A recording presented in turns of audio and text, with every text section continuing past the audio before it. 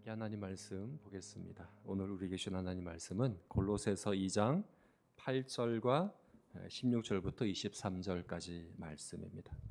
8절 그리고 16절부터 23절 교독해서 읽도록 하겠습니다. 마지막 23절은 같이 읽겠습니다.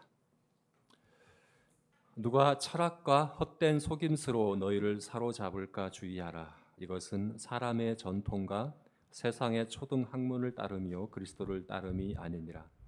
그러므로 먹고 마시는 것과 절기나 초하루나 안식일을 이유로 누구든지 너희를 비판하지 못하게 하라.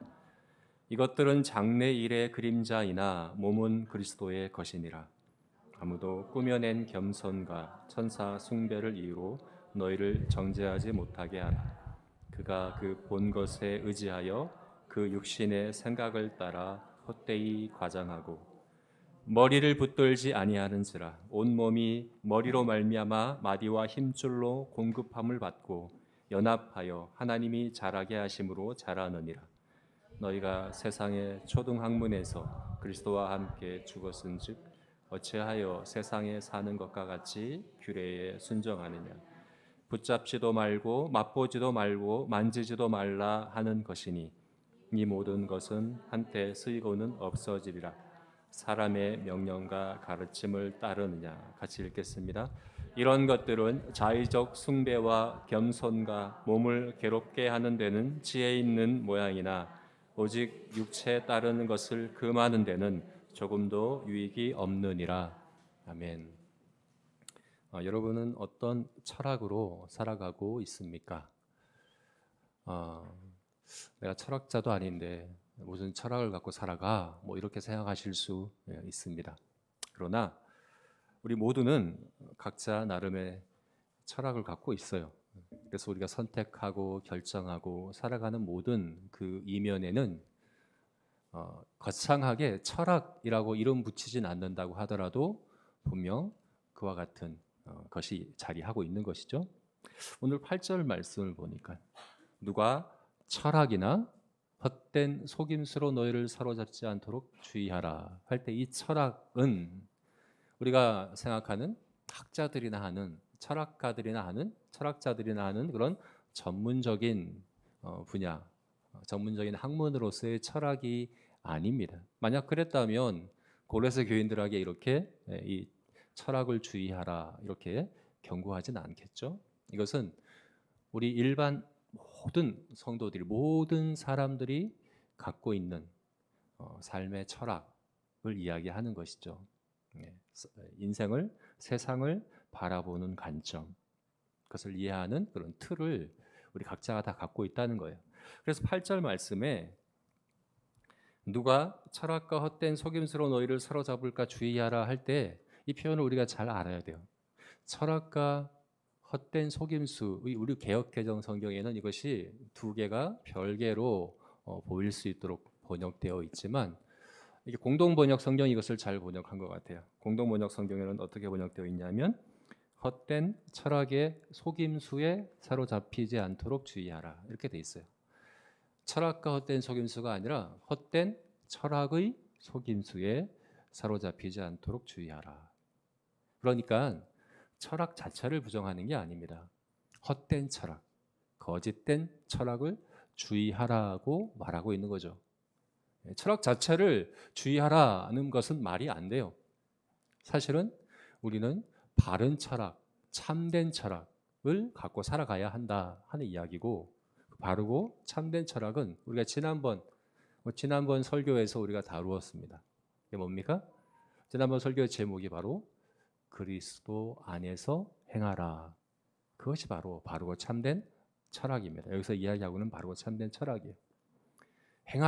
행하라는 것은 살아가라라는 것이죠. 지난주 그렇게 말씀드렸습니다. 그리스도 안에서 행하라는 것은 그리스도 안에서 살아가라.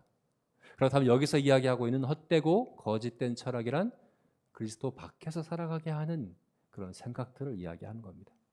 그리스도 안에서 살지 못하게 하고 밖에서 살아가게 하는 그런 철학을 이야기하는 것이죠. 이것을 가리켜서 이것을 우리가 오늘날 우리가 지금 오늘날 주로 표현하는 그런 표현법으로 바꿔본다면 세계관이라고 우리가 바꿔서 표현할 수 있겠습니다. 세계관. 세계관이란 세계를 바라보는 관점이죠. 이 세계가 어디서 어떻게 시작되었고 지금 어떻게 발전해 가고 있고 어떻게 끝날 것이다.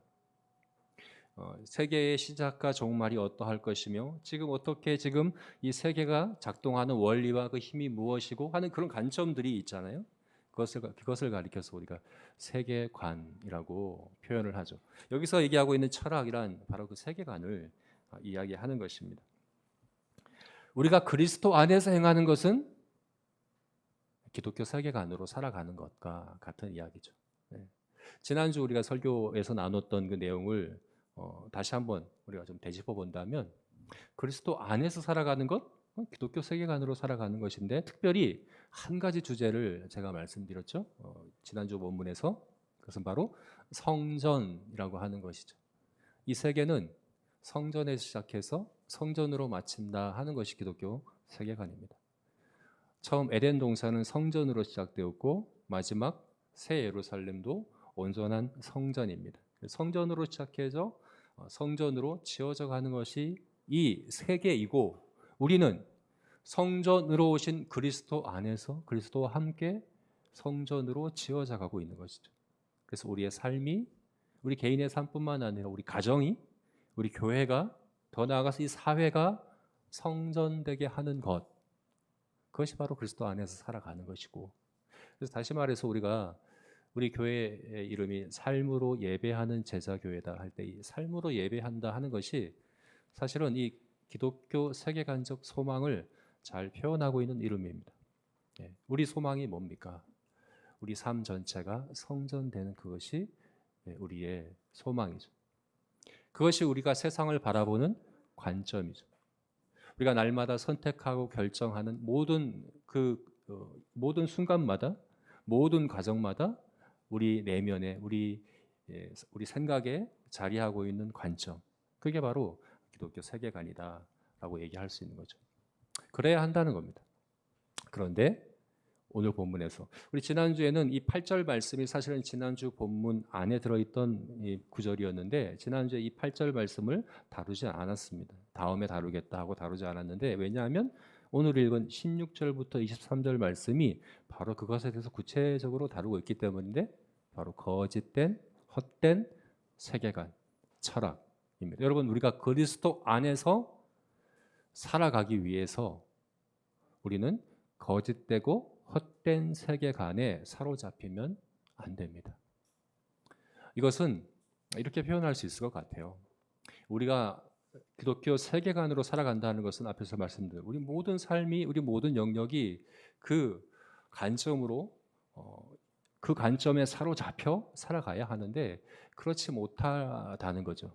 왜냐하면 거짓되고 헛된 그런 세계관들이 우리에게 늘 도전하고 있기 때문에 그렇다는 거죠. 우리 지난주에 설교를 마치고 지난주가 아니네요. 지지난주네요. 지지난주 설교를 마치고 집사님 한 분이 저에게 두 가지 질문을 하셨어요. 찾아와서 두 가지 질문을 하셨는데 첫 번째 질문은 뭐였냐면 지난주에 했던 14절 말씀에서 그 우리의 법조문으로 된 그 증서, 그 문서를 십자가에 못 박으셨다 하는 그 구절 그거 기억나시죠? 네, 그것은 예수 그리스도의 십자가에서 우리 모든 죄가 사함 받았다 하는 것을 의미한다고 제가 설교를 했었죠. 그러면 구원파가 가르치고 있는 그 것과 뭐 어떻게 다른 건가요? 이렇게 질문을 하신 거예요. 예수님의 십자가에서 우리의 과거와 현재와 미래의 모든 죄가 이미 하나님의 심판, 하나님의 그 형벌을 다 받았다면 이미 우리는 다 벌을 받은 거잖아요. 앞으로 지을 모든 죄까지, 그죠? 과거와 현재뿐만 아니라 앞으로 지을 모든 죄까지 이미 하나님은 심판하셨어요. 이것이 이제 객관적이고 역사적인 사실로서 2000년 전에 있었고 주관적으로는 내가 믿음을 고백할 그때에 처음 믿음을 고백하며 우리가 거듭나는 그 순간에 그때 우리는 회개했잖아요. 그 회개를 통해서 과거와 현재와 미래의 모든 죄가 사함 받았다는 것이 성경의 가르침이에요. 그래서 그것이 궁금한 거죠. 그러면 구원파가 가르치고 있는 것과 우리가 어떻게 구별할 수 있을까요? 구원파가 그렇게 가르치고 있는데 이렇게 얘기하면 구원파가 맞다는 거 아닙니까? 이렇게 질문을 해왔습니다. 두 번째 질문은 사실 질문이라기보다는 하나의 고민을 이야기한 건데 어떤 고민이었냐면 신앙이 교회 안에서는 신앙적으로 잘 할 수 있을 것 같은데 직장에 가서 사업을 할 때는 신앙적으로 하기가 너무 어려워요. 하는 이런 이제 사실 질문 아닌 고민을 이야기해 줬습니다. 근데 저는 이 두 가지가 별개의 것이 아니라고 생각을 합니다. 사실 집사님의 그 두 번째 고민 가운데 해답이 들어 있습니다. 그럼 구원파의 문제가 뭡니까? 구원파는 사실 틀린 얘기도 하지만 틀린 얘기를 하는 것이 주된 문제가 아니라 일부만 얘기하는 것이 문제예요. 전체가 아니라 일부만, 그 일부를 전체로 이야기하는 것이 구원파의 문제죠. 사실은 구원파에서 죄사함, 칭의에 대해서 이야기하는 것은 맞아요. 성경의 가르침이에요. 그런데 그게 거기서 그치는 거죠. 그 이후에 우리 안에 있는 죄로 인한 부패, 죄의 습관, 죄의 본성, 그리고 악한 영들과 죄의 세력들을 싸워서 이겨가고 우리가 성화되어야 되어 가야 하는 그 과정에 대해서는 구원파가 가르치지가 않는다 하는 거예요. 전체를 보지 못하고 일부만 보는 것. 전체를 다 담아내지 못하고 일부만 담아내는 것이 구원파의 문제라고 한다면 우리가 신앙적으로 우리 삶을 다 살아내지 못하는 거. 직장에서 우리 사업을 할 때도 성경이 말하는 그 원리대로 해내지 못하는 이유는 뭘까요? 우리의 기독교 세계관이 너무 좁은 거죠. 우리 삶 전체를 담아낼 만큼 넓은 그 그릇이 되지 못한 것 아니겠습니까? 그게 문제입니다. 그렇다면 내가 담아낸 요만큼 외에 나머지는 헛되고 거짓된 세계관이 자리하고 있는 거예요. 사실은 다른 세계관을 따라 우리가 여러 삶의 자리에서 살아갈 수밖에 없다는 겁니다. 그래서 오늘 바울이 이야기하는 겁니다. 거짓되고 헛된 세계관이 너희를 사로잡지 않도록 주의해야 한다. 그런 도전들이 늘 있다. 그리스도 안에서 살아가는 그것은 헛되고 거짓된 세계관들을 분별하고 그런 것들을 사로잡히지 않도록 그런 것을 경계하는 그런 일들을 하는 것과 함께 해야 한다 하는 것이 오늘 본문에서 우리에게 이야기해 주는 겁니다. 그리고 이제 오늘 우리가 본격적으로 보려고 하는 16절부터 23절 말씀에서는 사도 바울이 그 헛되고 거짓된 세계관, 철학을 세 가지를 우리에게 이야기해 주고 있습니다.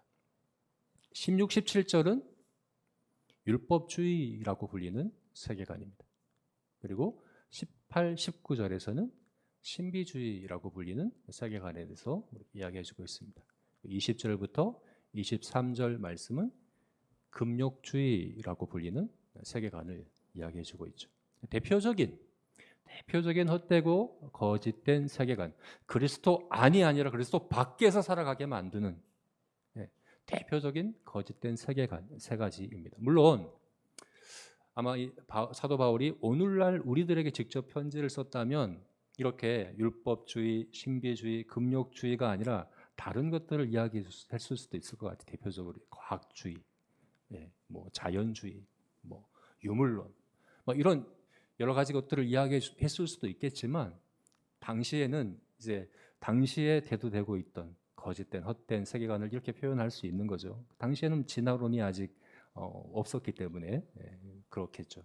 근데 사실은 따지고 보면 사람이 타락한 우리 인간이 그때나 지금이나 동일하기 때문에 이름은 다르다 할지라도 근본으로 따지고 들어가 보면 결국은 뿌리는 같다는 것을 우리가 알 수 있어요. 그래서 우리가 오늘 본문에서 보게 된 이 세 가지 거짓되고 헛된 세계관, 율법주의, 신비주의, 금욕주의라는 이 세 개의 헛된 세계관은 오늘 우리에게도 동일하게 적용될 수 있는 것입니다.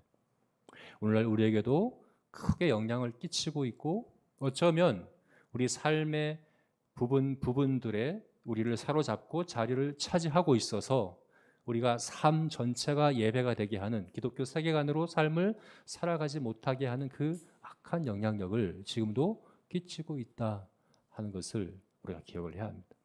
자, 그래서 이것을 함께 살펴보겠습니다.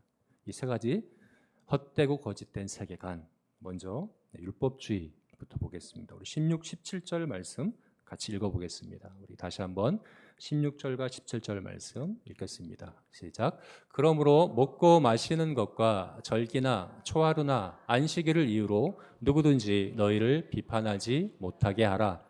이것들은 장래일의 그림자이나 몸은 그리스도의 것이니라. 네.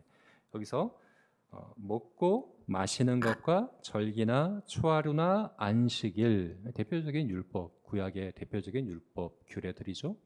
그리고 율법주의는 이러한 율법의 규례들을 가지고 비판하는 일을, 사실 여기는 우리 개혁 성경에는 비판하지 못하게 하라라고 번역되어 있지만 더 이제 정확한 번역은 정죄하지 못하게 하라. 이 번역이 더 나을 것 같아요. 정죄하지 못하게 하라. 율법주의가 그거예요. 율법주의가 율법의 규례들로 정죄하는 일을 하는 사람들이었습니다.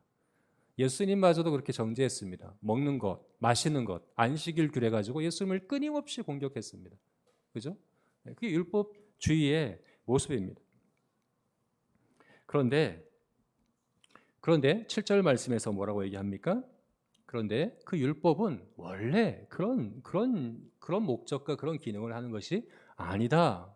7절 말씀 뭐라고 얘기하면 이것들은 장래일의 그림자이나 몸은 그리스도의 것이니라. 여기서 몸은 그리스도의 것이니라 이 말도 사실은 우리가 세번역 성경의 번역으로 보면 어떻게 되었냐면 그 실체는 그리스도께 속해 있느니라. 무슨 말입니까?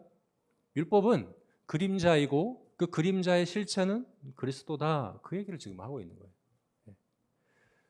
율법은 그림자일 뿐이고 그 그림자가 가리키고 있는 실체는 그리스도이다. 이것이 바로 율법의 원래 기능이야. 율법은 그리스도를 가리키고 그리스도를 예표하는 것이 원래의 목적과 기능이다라고 얘기하는 것을 여기서 볼 수 있죠. 여러분, 우리가 이 율법주의를 잘 이해하려면 좀 율법을 좀 우리가 좀 잘 이해해야 하는데, 자, 율법에 대해서 간단히 먼저 설명을 드리면 구약의 율법은 셋으로 구분됩니다. 구약 율법은 셋으로 구분됩니다. 도덕법, 시민법, 의식법 이렇게 구분돼요. 도덕법, 시민법, 의식법. 구약 성경에 율법이 많잖아요. 도덕법은 뭡니까? 십계명이에요. 십계명. 이 도덕법은 다른 율법과 구별해서 이해해야 합니다. 도덕법은 하나님께서 이것을 구별해서 이해하라고 다른 율법들과 다르게 직접 돌판에 새겨서 주셨어요. 그래서 이 도덕법은 과거나 현재나 미래나 우리가 문자 그대로 지켜야 하는 법입니다. 이것은 그리스도를 예표하고 뭐 이런 거 아닙니다. 지켜야 합니다. 사실 이것은 십계명의 돌판에 새겨 주시기 전에 먼저 우리 창조 때 우리 마음 안에 새겨 주셨다라고 성경이 이야기하고 있습니다. 사람의 본성 안에 새겨 주셨습니다. 하나님의 형상이라고 볼 수 있어요. 하나님께서 우리 사람의 기대하시는 바가 이 도덕법 안에 들어 있어요. 그래서 예수님 오신 이후에도 십계명을 예수님이 두 가지로 풀어서 다시 설명해 주셨어요. 하나님을 사랑하라, 이웃을 사랑하라. 그러니까 예수님 오신 이후에도 이 도덕법은 폐해진 게 아닙니다. 지금도 동일하게 우리가 십계명은 동일하게 문자 그대로 정확하게 지켜 행해야 합니다. 그래서 너희가 율법으로 너희를 정죄하지 못하게 하라 하는 이 말씀에서 도덕법을 이야기하는 거 아닙니다. 도덕법을 지키지 않으면 정죄받는 것이 마땅합니다. 지금도 마찬가지입니다. 도덕법을 가지고 정죄하는 것을 율법주의라고 우리가 얘기하는 게 아니에요. 두 번째는 시민법. 시민법은 무엇이냐? 당시 이스라엘의 시민사회, 그 상황, 그 문화에 해당하는 법들이에요. 예를 들어서 도둑질한 자는 5배로 갚아라. 부모를 치는 자는 돌로 쳐서 죽여라. 이런 이제 법 조항들이 있었습니다. 근데 이것은 오늘날 우리가 그대로 다 지킬 수 없고 또 지키려 해서도 안 됩니다. 그것은 그 시민사회 문화에 속한 것이기 때문에 그래요. 오늘날 시민법이라고 하면 우리가 지키고 있는 대한민국의 법률을 생각하시면 돼요. 그것을 지키면 돼요. 구약의 시민법 그대로 문자 그대로 지키는 것이 아니라 우리가 속한 사회, 문화의 법률, 그 법을 우리는 지켜야 합니다. 이 법을 지키지 않으면 정죄받는 것 마땅합니다. 그래서 오늘 여기서 이야기하고 있는 이 율법은 시민법을 이야기하는 거 아닙니다. 도덕법을 이야기하는 거 아닙니다. 그럼 뭡니까? 의식법을 이야기하고 있는 거예요. 먹고 마시고 절기와 안식일에 대한 것은 의식법입니다. 구약 성경의 의식법. 의식법은 무엇이냐? 대표적으로 제사, 의식에 대한 율법들이죠. 어떤 짐승을 잡아서 어떻게 제사 드리라, 언제 제사 드리라 하는 그런 제사 제도에 대한 그런 법들, 혹은 절기를 지키는 법들, 혹은 레위기 11, 12장에 나와 있는 부정한 짐승, 정결한 짐승, 너희가 먹을 수 있는 짐승, 먹지 말아야 될 짐승들 구별하고 하는 그런 의식에 대한 법들, 이 율법들, 이것을 우리가 의식법이라고 이야기를 합니다. 그런데 이 의식법은 정확한 목적과 기능이 뭡니까? 그림자예요. 그림자. 이것은 그리스도를 가리키는 거예요. 구약 이스라엘 백성들이 제사 드리면서 기억해야 되는 것은, 믿어야 되는 것은 하나님의 어린 양, 참된 하나님의 어린 양이 오셔서 우리를 위하여 희생 제사를 드리실 그 그리스도의 구속을 기대하고 믿고 의지하는 것이 그 제사 가운데 표현되는 거예요. 구약의 모든 의식법들을 지키면서 장차 오실 메시아를 기대하고 바라는 거죠. 믿는 거죠. 그래서 이 의식법은 마치 도로 표지판과 같아요. 예표는 마치 도로 표지판과 같다고 제가 전에 설명드렸죠. 예를 들어서 부평역, 여기서 우리 부평역이 안 보입니다. 그런데 부평역을 가리키는 표지판들은 많습니다. 부평역 10km, 5km. 그래서 우리가 그 표지판을 따라가면 부평역이 있을 걸 압니다. 그런데 여러분, 그 표지판을 따라서 부평역을 가되 부평역에 도착했는데 계속해서 부평역을 가리키는 표지판만 찾고 그 표지판을 묵상하고 표지판을 해석하고 있다면 그건 말이 안 되는 거죠. 화장실이 급한데 화장실이 가리키는 표지판이 있어서 달려갑니다. 그 표지판을 따라갑니다. 화장실에 도착했습니다. 근데 들어가지 않고 그 표지판만 붙들고 있다 그러면 그건 어리석은 거죠. 그죠? 의식법은 그리스도를 가리키는 예표입니다. 그래서 그리스도가 오셔서 실제로 오셔서 구속의 사역을 이루신 이후에는 더 이상 우리가 의식법을 따라 행하지 않습니다. 이미 완성되었기 때문에. 그래서 율법은 그림자일 뿐이고 그리스도가 실체다라고 17절 말씀에서 그렇게 분명하게 우리에게 이야기해 주고 있다는 것입니다. 우리는 더 이상 도덕법은, 시민법은 그대로 지켜야 하지만 의식법은 그대로 지키지 않는다. 예를 들어서 그래서 돼지고기를 지금 우리 맛있게 먹잖아요, 그죠? 네. 그것은 의식법에 속한 것이기 때문에 그렇다 하는 것입니다. 자, 그런데 율법주의란 바로 이겁니다. 율법주의란 이 그리스도를 가리키는, 그리스도를 통한 하나님의 은혜와 긍휼을 가리키는 그 율법을 통해서 그리스도를 바라보는 것이 아니라, 하나님을 바라보는 것이 아니라 그 율법 조항을 바라보고 그 율법 조항을 지키는 나의 노력, 나의 수고, 나의 공로를 집중하고 거기에 초점을 맞추어 살아가려고 하는 것이 바로 율법주의입니다. 이것이 헛되고 거짓된 세계관의 아주 대표격이라고 할 수 있습니다. 사실 이것이 역사가 되게 깊어요. 처음 에덴 동산에서 쫓겨난 이후로부터 쫓겨나자마자 있었던 일이 뭡니까? 가인과 아벨의 제사죠. 여러분, 가인과 아벨의 제사가 가리키는 것은 가인의 제사, 아벨의 제사, 하나님께 나아가는 그들의 나름의 방법이에요. 가인은 어떻게 나갑니까? 아벨은 어떻게 하나님께 나아가고자 했습니까? 아벨은 양의 첫 새끼를 드리는 그 피로 하나님 앞에 제사 드리며 나아갔습니다. 가인은 어떻게 했습니까? 자기가 수고해서 거둔 그 곡식들로 제사하며 하나님께 나아가려고 했습니다. 그 둘의 차이가 뭘까요? 정성이 있냐 없냐 그런 차이가 아닙니다. 진정으로 했냐 아니냐 그런 차이가 아닙니다. 여러분, 가인도 굉장히 정성껏 예배했어요. 최선을 다해서 예배했을 거예요. 그렇지 않다면 그렇게 열받을 이유가 없겠죠. 예? 하나님이 자기 제사를 받지 않는 것에 열받았어요. 도저히 받아들일 수 없는 거. 어떻게 내 제사를 안 받아? 아벨의 제사는 받으시고 왜 내 제사를 안 받아? 도저히 참을 수가 없는 거. 왜 그래요? 최선을 다해서 예배 드렸거든요. 하나님이 마땅히 자기 제사를 받아야 된다고 생각했거든요. 근데 하나님이 받으시는 제사는 우리의 최선의 제사가 아닙니다. 양의 첫 새끼가 예표하고 가리키는 예수 그리스도 안에서의 하나님의 은혜로만 우리가 하나님께 나아갈 수 있다 하는 것이 아벨의 제사가 가르치고 있는 거죠. 여러분, 그 이후로 모든 사람의 세계관은 둘로 나뉩니다. 아벨의 세계관으로 살아가고자 하는 사람과 가인의 세계관으로 살아가고자 하는 사람. 다시 말해서 은혜의 시스템 아래서 이 세상을 은혜의 관점으로 바라보며 살아가는 사람과 율법의 관점으로 바라보며 살아가는 사람. 또 다르게 표현하면 이 세상을 하나님 중심적으로 바라보는 사람과 나를 중심으로, 내가 세상의 중심으로 여기고 살아가는 사람. 이 둘로 나뉘어지는 거예요. 여러분, 세상의 중심이 하나님이시면 그러면 이 세상은 은혜를 중심으로 지금도 이어지고 있는 겁니다. 이 세상은 은혜로 가득한 겁니다. 하나님이 중심이면 이 세상은 하나님의 은혜로 가득한 겁니다. 그러나 이 세상이 내가 중심이면 내 노력과 내 수고가 중심이 되어져 가는 것이죠.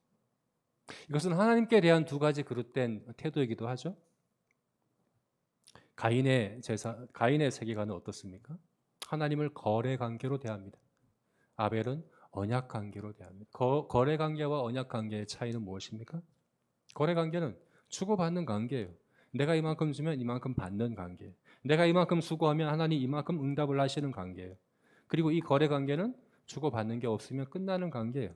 우리가 상점에 들어가서 물건을 살 때 내가 얼만큼을 지불하면 그만큼을 받아오는 거죠. 내가 주지 않으면 못 받는 거예요. 받지 않는 거예요. 그걸로 끝나는 거예요. 그게 거래 관계예요. 모든 우상들은, 모든 우상 숭배, 모든 기독교가 아닌 모든 다른 종교는 다 이와 같습니다. 사실은 우상 숭배는 신을 섬기는 게 아니에요. 자기를 섬기는 거죠. 내가 이만큼 줬으니까 내가 원하는 거 얻어내려고 하는 것이 우상 숭배인 거죠. 그것이 가인의 세계관이고 그것이 율법주의라고 한다면 아벨의 세계관은 뭡니까? 하나님의 은혜로 살아가는 것이죠. 언약 관계인 것이죠. 내가 무엇을 해서가 아니라 하나님의 은혜와 긍휼로 하나님께서 나를 사랑하셔서 내가 그의 자녀가 되고 그의 백성이 되는 것이죠. 이것이 부모와 자녀의 관계입니다. 대표적인 언약 관계가 부모와 자녀의 관계입니다. 부모와 자녀의 관계는 주고받아야 유지되는 관계가 아닙니다. 자녀가 이만큼 줘야 내가 이만큼 주는 관계가 아닙니다. 주고받는 게 있어요. 그러나 그것은 부모와 자녀이기 때문에 주고받는 겁니다. 주고받는 게 없다고 끊어지는 관계가 아닙니다. 오히려 주고받는 게 없을 때 더 큰 사랑과 애정을 쏟는 것이 언약 관계입니다. 하나님을 대할 때 우리는 어떻게 대합니까? 하나님과 우리의 관계는 어떤 관계입니까? 거래 관계입니까? 언약 관계입니까? 내가 이만큼 하고 그래서 내가 원하는 걸 얻어내야 되는, 마치 하나님은 자판기처럼 내 원하는 거 얻어내기 위해 유혹의 목을 대상으로 여기는 것은 아니지. 언약 관계는 그렇지 않아요. 언약 관계는 절대 이기적이지가 않습니다.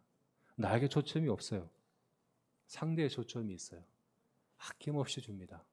다 줍니다.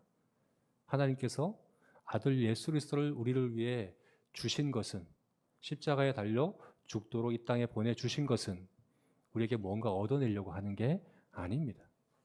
우리를 사랑하셔서, 우리를 긍휼히 여기셔서, 우리를 언약 관계로 대하셔서 하나님의 전부를 우리에게 주신 것이죠. 그리고 우리에게도 그렇게 요구하는 겁니다. 그의 나라와 그의 의를 먼저 구해라. 하나님께 대하여 우리도 나에게 초점을 두지 않고 하나님께 초점을 둬서 하나님의 영광을 위하여, 하나님의 기쁨을 위하여, 하나님의 뜻을 위하여 그것을 더 우선적이고 더 중요한 것으로 여기며 살아가는 그것이 바로 언약 관계로 살아가는 태도라고 할 수 있는 것이죠. 여러분, 우리가 정말 경계해야 될 거짓된 세계관, 그것은 바로 하나님을 이렇게 거래 관계로 여기며 나에게 초점을 두고 내가 중심이 되어 살아가고자 하는 율법주의적인 세계관입니다. 저와 여러분 이와 같지 않기를 주님의 이름으로 축원합니다. 두 번째는 신비주의입니다. 오늘 본문에서는 18, 19절 말씀에서 이것을 이야기해 주고 있습니다. 우리 18, 19절 말씀 읽어볼까요? 같이 읽겠습니다. 아무도 꾸며낸 겸손과 천사 숭배를 너희를 정죄하지 못하게 하라. 그가 그 본 것에 의지하여 그 육신의 생각을 따라 헛되이 과장하고 머리를 붙들지 아니하는지라. 온 몸이 머리로 말미암아 마디와 힘줄로 공급함을 받고 연합하여 하나님이 자라게 하심으로 자라느니라. 여기서 그가 본 것에 의지하여라고 되어 있죠. 그가 본 것에 의지하여 그 육신의 생각을 따라 헛되이 과장한다. 18절에 나와 있는 그가 본 것에 의지하여, 이것을 세번역 성경은 어떻게 번역을 했냐면 자기가 본 환상에 도취되어 이렇게 번역을 했어요. 그것을 이야기하는 겁니다. 어떤 환상을 본 거예요. 어떤 환상일까요? 아마도 천사에 대한 환상이겠죠. 천사 숭배를 이야기하는 것으로 봐서 아마 초자연적인 그런 신비한 그런 경험을 했는데 천사를 보는 거예요. 여기서 천사 숭배라고 하는 것을 두 가지로 해석을 할 수 있어요. 두 가지가 가능해요. 첫 번째는 천사를 정말 숭배하는 거예요. 내가 환상으로 본 그 천사를 숭배하는 행위를 하는 것, 이것일 수 있습니다. 실제로 요한계시록에도 보면요, 사도 요한이 천사를 2번이나 경배하려고 했어요. 2번이나 천사 앞에 엎드려서 경배를 하려고 하자 천사가 뜯어 말린 것을 볼 수 있거든요. 지금 현재 천사는 우리보다 훨씬 탁월하기 때문에, 영광과 능력에 있어서 더 탁월하기 때문에 천사를 보면 정말 숭배하고자 하는 그런 것이 우리에게 자연스럽게 생겨나는 것 같아요.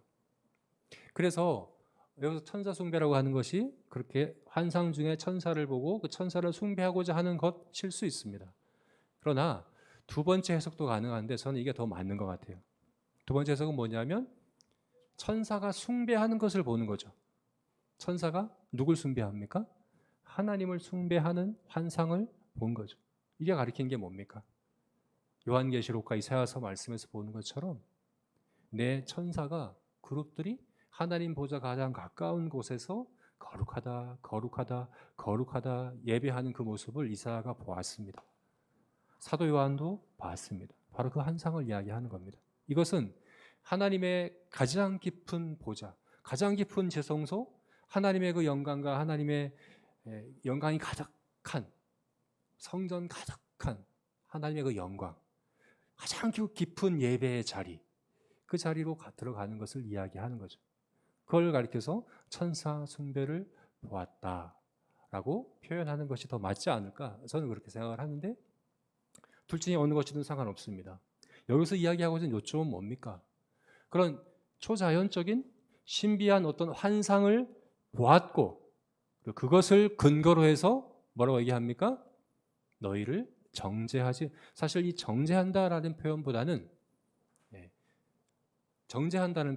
사실은 실격시킨다 하는 그것이 이제 문자적인 의미이거든요.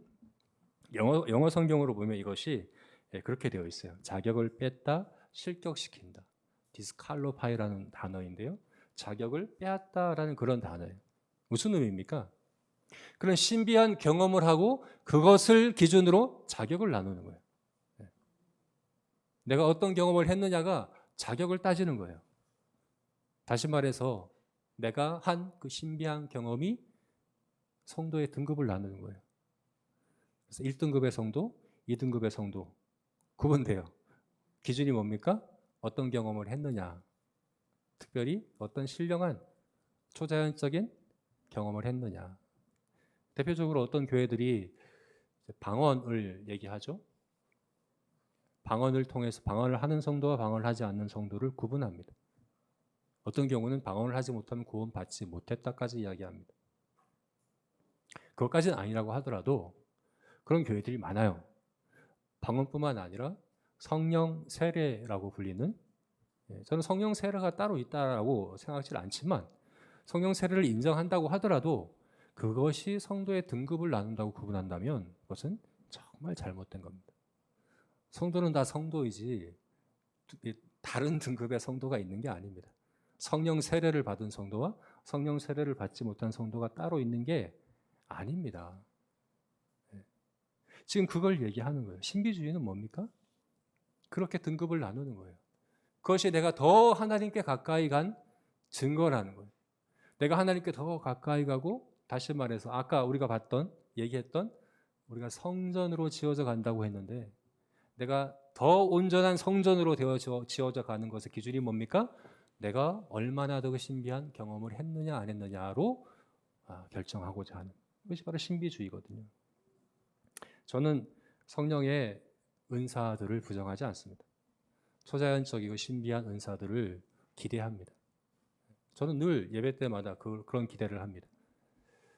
사도 바울이 빌립보 감옥에서 찬양할 때 옥문이 흔들렸습니다. 네. 이사야가 성전에서 하나님을 예배할 때 하나님의 보좌와 그룹들과 성전 가득한 하나님의 옷자락 영광을 보았습니다. 때로 하나님이 이렇게 초자연적으로 역사하셔서 우리를 일깨우십니다.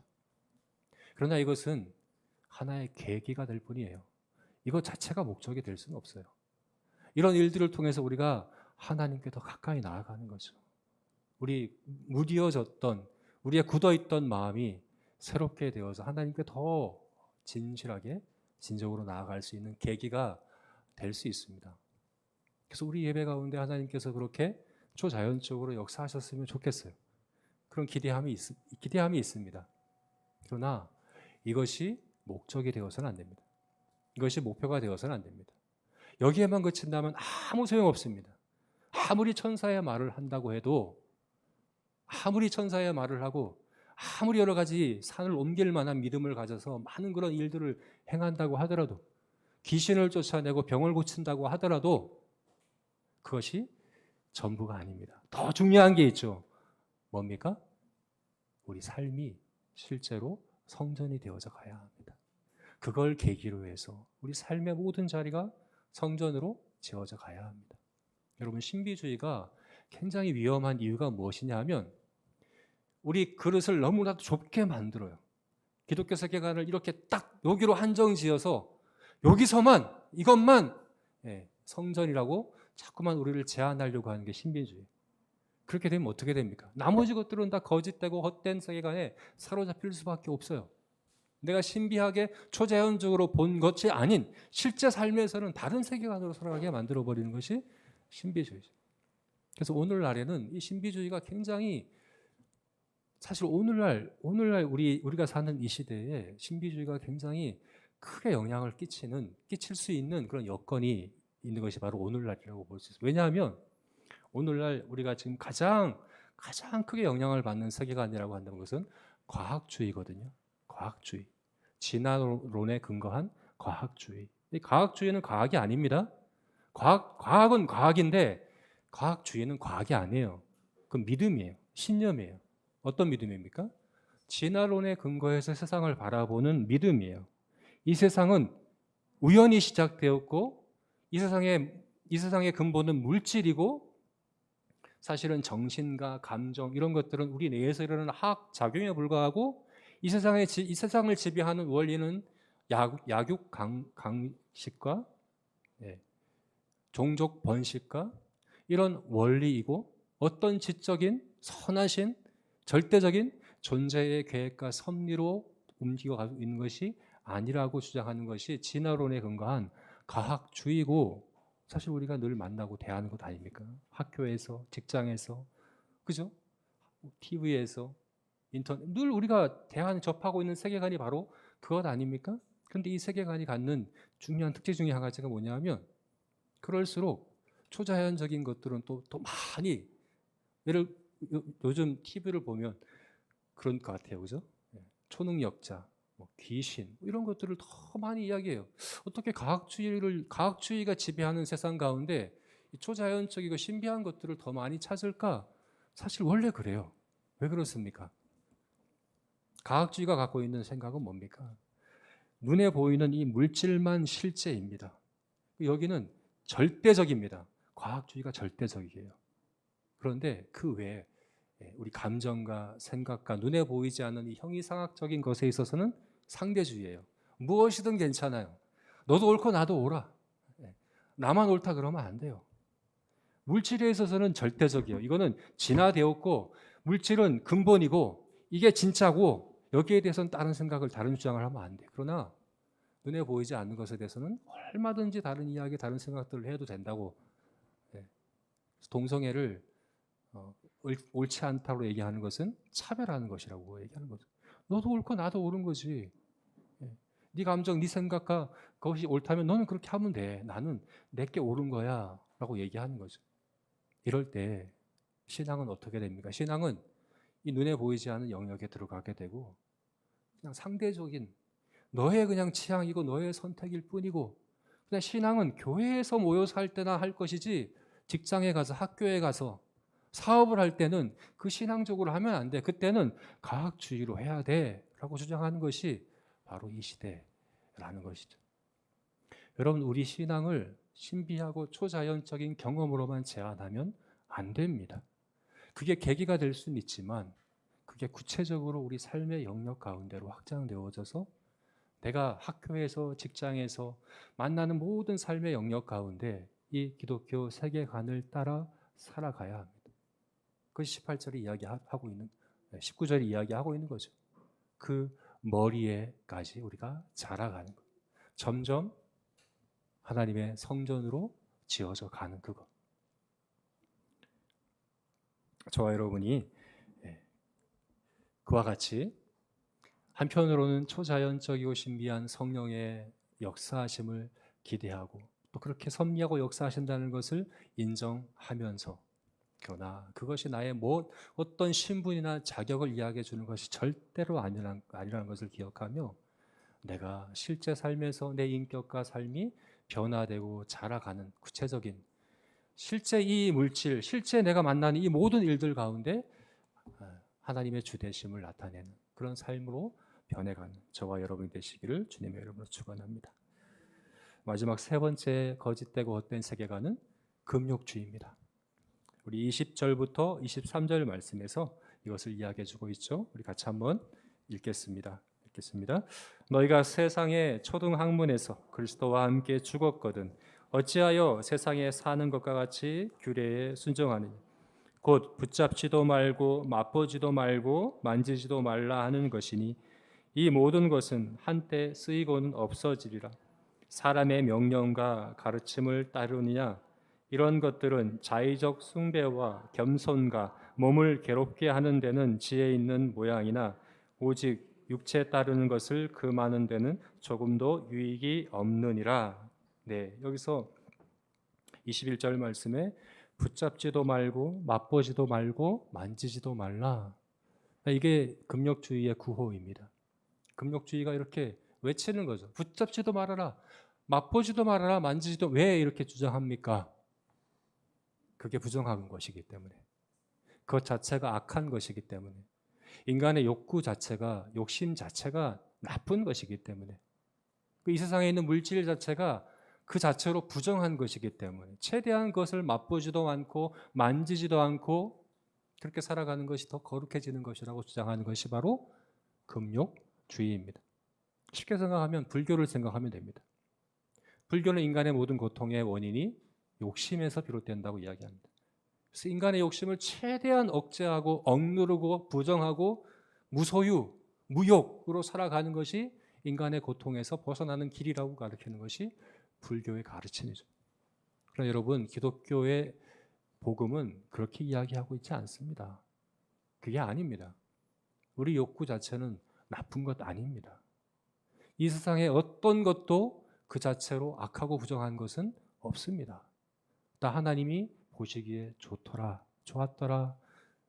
하나님이 거룩하게, 선하게 창조하신 것들입니다. 우리의 욕구도 마찬가지입니다. 그리고 하나님은 우리의 욕구를 통해서 영광 받으시기 원하십니다. 하나님이 어떻게 우리에게 영광 받으십니까? 하나님을 우리가 기뻐할 때, 그렇죠? 하나님의 은혜를 정말 기뻐할 때, 그러니까 하나님의 은혜를 더 사모할 때, 하나님을 더 즐거워할 때, 하나님은 영광을 받으십니다. 이것은 우리 욕구를 부정하면 불가능한 일입니다.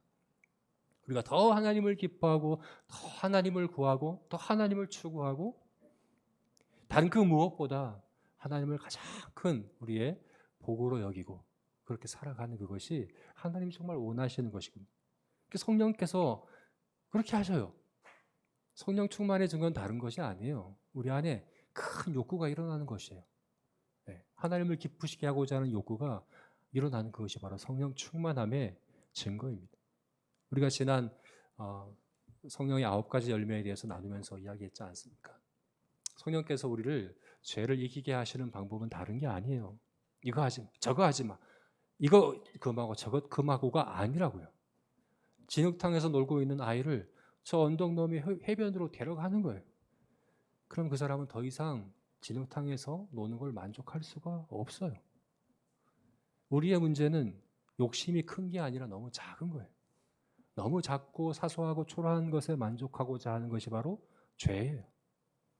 성령께서는 우리를 더 크고 온전한 것을 추구하도록 우리 안에서 역사하십니다. 그래서 오늘 본문에서 이야기하는 겁니다. 이것은 자의적 숭배와 겸손과 몸을 괴롭게 하는 데는 지혜로우나, 금욕주의가 그래요. 금욕주의는 다른 게 아니라 그냥 몸을 괴롭게 하는 것밖에 없습니다. 그것으로는 절대 죄를 이길 수 없습니다. 금욕주의로는 죄를 이길 수 없습니다. 죄를 이기는 것은 오직 성령께서 우리 안에 선한 하나님을 기쁘시게 하고자 하는 그런 소원을 주시고 그 소원에 사로잡혀 정말 하나님을 기쁘시게 하고자 살아가고자 할 때, 내가 사랑하는 하나님께서 기뻐하시는 그 일을 하고자 하는 그 마음에 사로잡힐 때, 그럴 때 우리가 죄를 이길 수 있게 되는 것이다 라고 이야기하는 것입니다. 네, 자, 말씀을 맺겠습니다. 네, 거짓되고 헛된 세계관, 오늘은 율법주의, 신비주의, 그리고 금욕주의, 대표적인 세계의 거짓된 세계관에 대해서 보았습니다. 율법주의, 이 세상은 은혜의 시스템으로 지금 돌아가고 있는지 아니면 율법으로 이 모든 것이 작동하고 있는지, 이 세상은 내가 중심인지 하나님이 중심인지, 내가 지금 해야 될 것은 내 노력과 수고에 더 집중하는 것인지 아니면 지금도 나에게 베풀고 계신 하나님의 은혜를 바라보는 일에 더 집중할 것인지. 네, 신비주의, 내 신앙을 초자연적이고 신비한 그 영역 안으로 제한하고 그것으로 내 자격을, 내 신앙을, 수준을 이야기하고자 하는지 아니면 거기서 더 나아가서 내 모든 삶의 자리와 내 모든 일들이 하나님의 성전되게 하는 일에 우리의 초점을 둬야 하는지. 그리고 금욕주의, 죄를 이기는 것은 내 욕구를 이것도 안 되고 저것도 안 되고 이것도 안 하고 저것도 안 하고 이것 하는 것에 있는 것인지 아니면 하나님을 위하여 더 큰 열심과 더 큰 욕심을 품고 열심을 내는 그것인지, 우리가 우리 자신을 돌아보았으면 좋겠습니다. 그래서 정말 그리스도 안에서 행하는, 그리스도 안에서 성전으로 지어져가는 저와 여러분이 되시기를 주님의 이름으로 축원합니다.